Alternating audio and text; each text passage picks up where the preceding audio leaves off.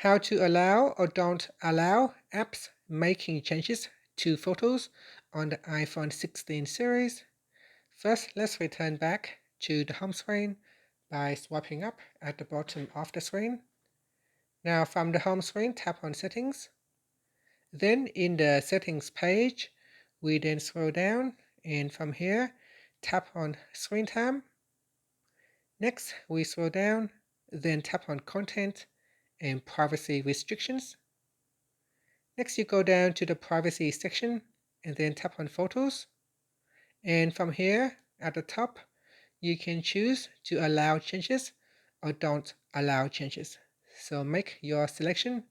When you're making a change, you are asked to enter in the screen time passcode. So put in your screen time passcode and then the change will apply. And that's it. After that, tap on the back key or swipe up to return back to the home screen. Thank you for watching this video. Please like and subscribe to my channel for more videos.